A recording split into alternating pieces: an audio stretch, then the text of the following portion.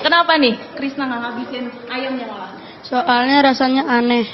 Ada anak ngomong ayamnya kurang enak. Kurang enak, pala lu PA, kurang enak ayamnya. A few moments later. Menteri Pertahanan Syafri Samsudin melantik sejumlah staf khusus. Salah satu yang dilantik adalah artis Deddy Corbuzier.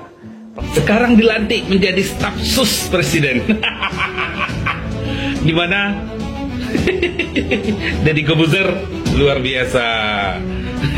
Apakah ini jatah karena sudah melawan anak SD? Bela dapat jabatan. Bela dapat jabatan. Yang katanya defisit anggaran ini segala macamnya, APBN tidak mencukupi, ini dikurangin, transfer ke daerah untuk pembangunan di daerah dikurangin gitu. Nah, sementara orang-orang banyak diangkat menjadi staf sus. Nah, tapi manfaatnya, faedahnya untuk masyarakat itu sangat kurang. Cobalah gas LPG ini segala macam di saat ini orang banyak kesusahan gitu. Malah tanpa urgensinya tiba-tiba diangkat ini orang-orang ini menjadi staf sus di kepresidenan. Kita nggak tahu tujuannya apa. Yang jelas non faedah. Saya tidak akan mengambil gaji untuk saya pribadi sama sekali. Nah, kalau saya nggak dianggap nggak apa-apa. Tapi kalau masalah efisiensi saya mau jawab. Jadi gini, saya sejak awal juga sudah mengatakan kepada Kementerian Pertahanan bahwa saya tidak akan mengambil gaji atau apapun itu yang sifatnya material untuk saya pribadi sama sekali. Saya tidak akan mengambil apapun. Begitu kata Deddy Corbuzier. Ya iyalah, kalau gaji kan cuma kecil. Berapa sih gaji sebagai staf khusus Kementerian Pertahanan? Ini saya kasih tahu ya. Jadi gaji Deddy Corbuzier sebagai staf sus Kemenhan antara 3,8 juta sampai dengan 6,3 juta. Itu berdasarkan Perpres nomor 10 tahun 2024 tentang penyesuaian gaji pokok pegawai negeri sipil. Nah, tidak hanya gaji pokok, staf khusus juga mendapatkan tunjangan kinerja. Nah, berapakah nilainya atau besarannya? Jadi ya, terdapat 17 kelas jabatan sebagai dasar penetapan besaran tunjangan kinerja Kementerian Pertahanan, termasuk Tukin PNS Kemenhan. Nah, untuk kelas jabatan 1, yakni sebesar Rp1.968.000 per bulan. Sedangkan yang tertinggi itu atau di kelas jabatan 17, yaitu sebesar Rp29.085.000. Nah, berdasarkan kelas jabatan, Deddy Corbuzier ternyata menduduki kelas 16 dengan tunjangan kinerja sebesar Rp20.695.000.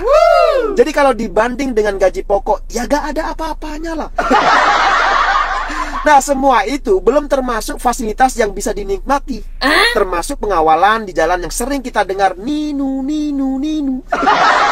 Nah, apakah semua itu juga tidak akan diambil oleh Deddy Corbuzier? Kan itu pertanyaannya.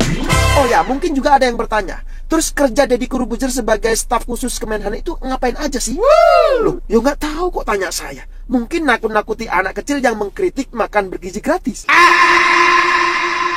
Tidak ada yang mengangkat kalau saya nggak ngambil gaji, nggak ngambil tunjangan, itu nggak ada yang ngangkat.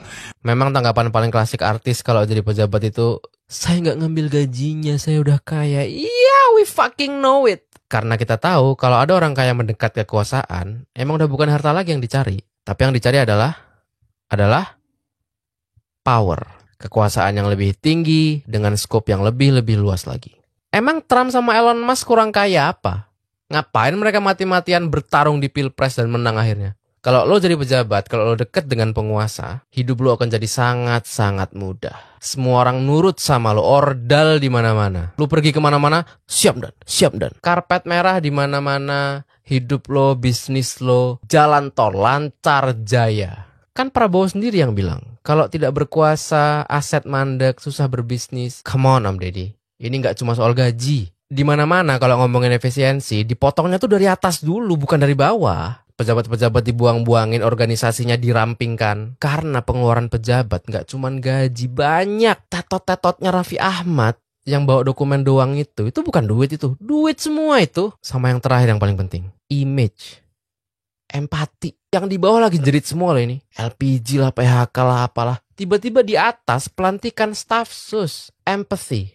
Please have some empathy. Come on Om Deddy, saya tahu Anda ada di posisi yang harus membela, tapi tolong jangan pernah ngomong ke masyarakat seakan-akan kami bodoh.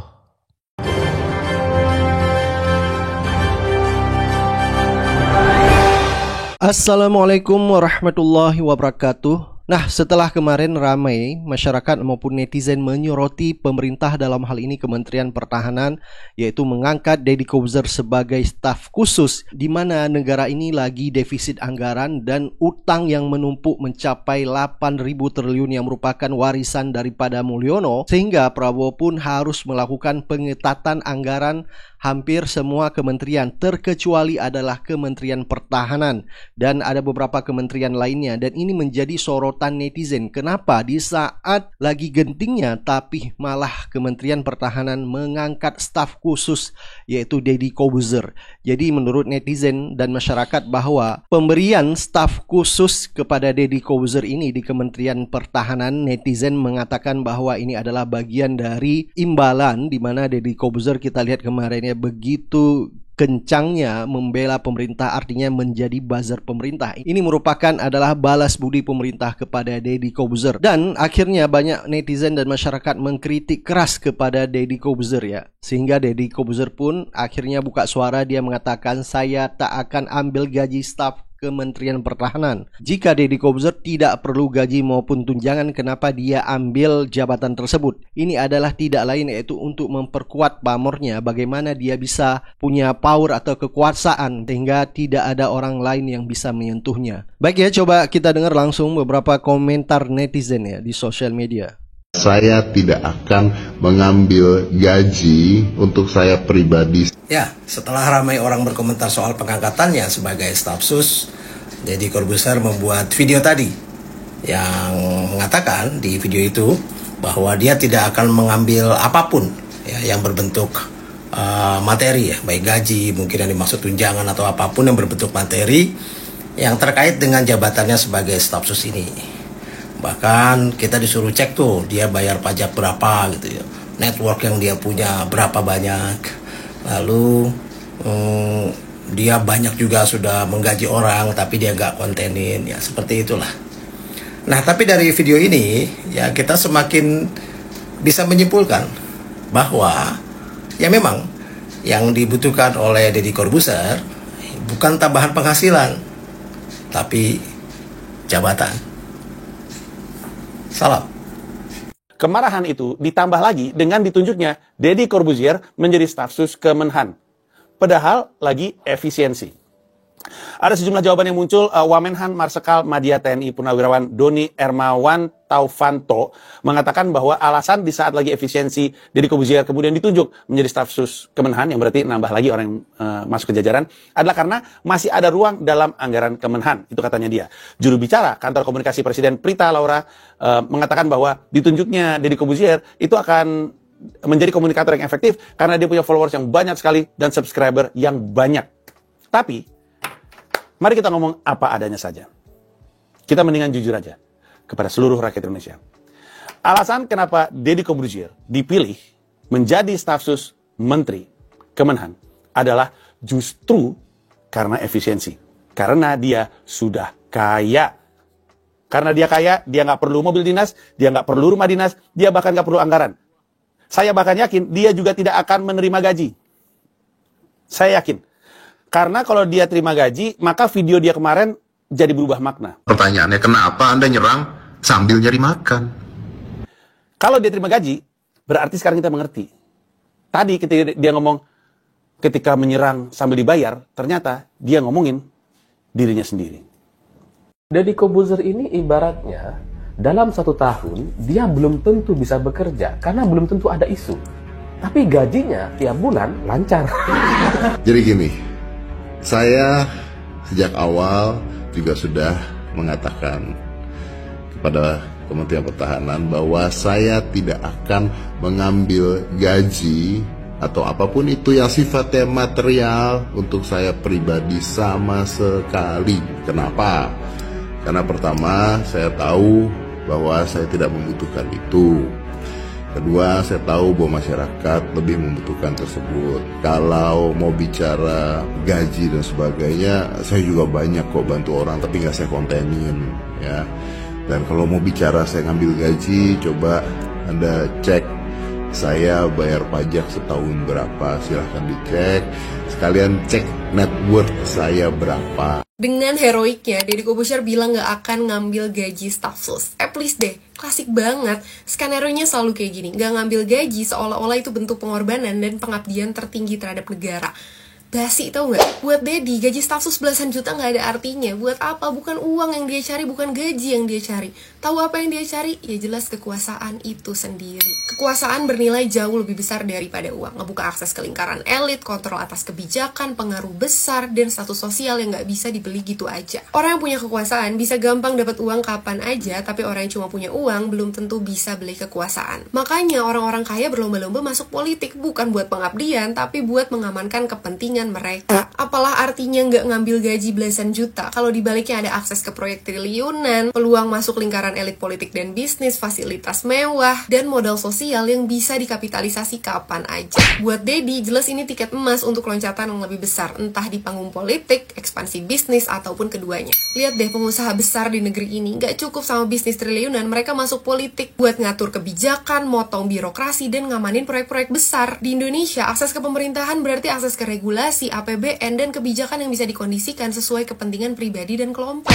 Gak cuma itu, kekuasaan juga berfungsi sebagai tameng. Di Indonesia, makin tinggi posisinya, makin sulit disentuh sama hukum. Orang-orang di dalam lingkaran kekuasaan biasanya punya imunitas politik. Mereka ada dalam satu sistem yang saling melindungi. Jadi ya, bukan cuma peluang ekonomi, tapi sekaligus tameng untuk melindungi kepentingannya di masa depan. Jadi, kalau ada pejabat yang bilang gak mau ngambil gaji sebagai bentuk pengabdian, ya jelas bohong. Jangan mau dibego-begoin deh. Lagi-lagi nih, kebijakan pemerintah ujung-ujungnya akhirnya mengorbankan rakyat, merugikan rakyat, menyengsarakan rakyat.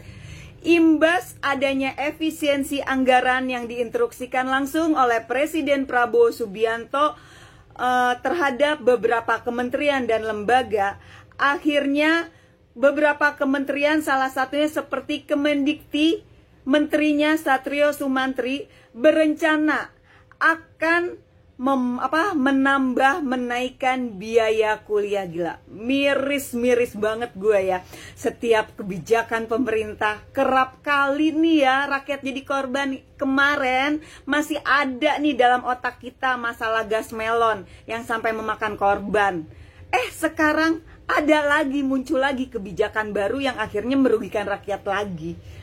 Di tengah situasi dan kondisi perekonomian rakyat Indonesia yang masih banyak jauh dari kata sejahtera, masih banyak rakyat Indonesia di bawah garis kemiskinan, untuk makan aja susah ya. Bagus mereka bisa membiayai anaknya untuk kuliah, malah sekarang biaya pendidikan mau dinaikkan. Mana janji Pak Prabowo saat kampanye yang katanya biaya pendidikan gratis? Nyatanya malah Mendiktinya sendiri berencana menaikkan biaya pendidikan, Pak. Apakah memang rencana Bapak ini ingin menghancurkan generasi muda yang ada di Indonesia? Percuma, Pak, makan gratis, makan bergizi gratis, jika rakyat Indonesia sendiri tidak mengemban pendidikan yang maksimal. Nggak ada gunanya makan bergizi gratis, Pak.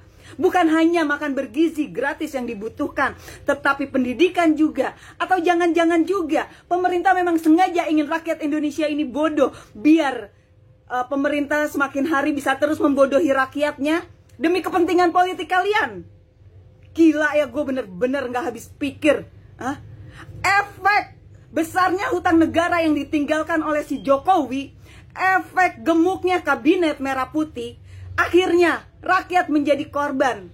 Kalau Bapak memang pro rakyat, ya, jangan bebani rakyat, ya. Bapak tidak perlu melakukan efisiensi di Kemendikti misalnya, ya. Bapak kenapa enggak memangkas anggarannya, gaji-gaji itu para menteri Bapak pangkas, para anggota legislatif Bapak kurangin gaji-gajinya. Toh selama ini mereka juga katanya wakil rakyat, nyatanya kebanyakan tidak mewakili rakyat. Toh menteri-menteri juga cuman begitu-gitu aja saya ngelihat kinerjanya. Seperti si Bahlil juga tuh salah satunya, Pak.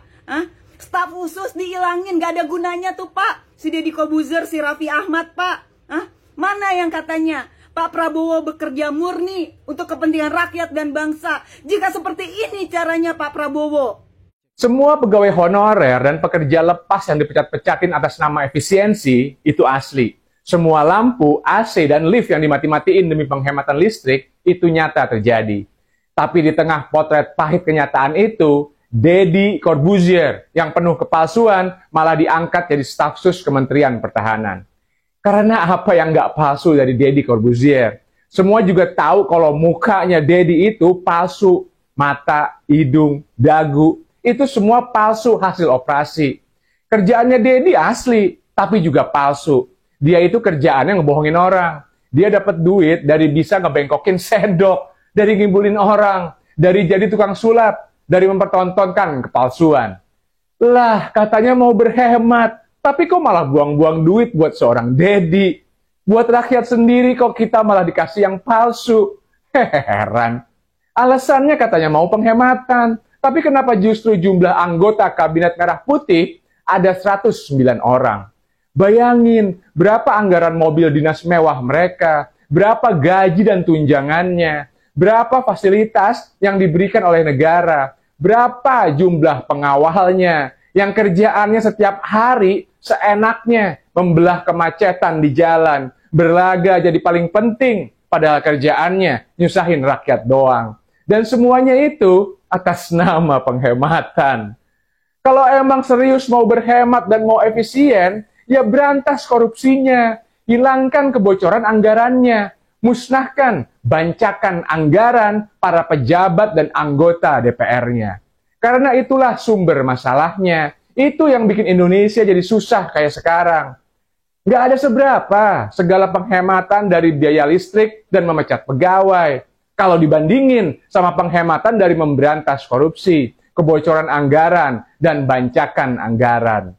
Kalau mau berhemat demi kebaikan Indonesia, ya ayo, tapi yang adil. Semua juga harus ikut prihatin. Jangan cuma yang di bawah yang dipaksa susah terus, tapi yang di atas dibikin senang terus.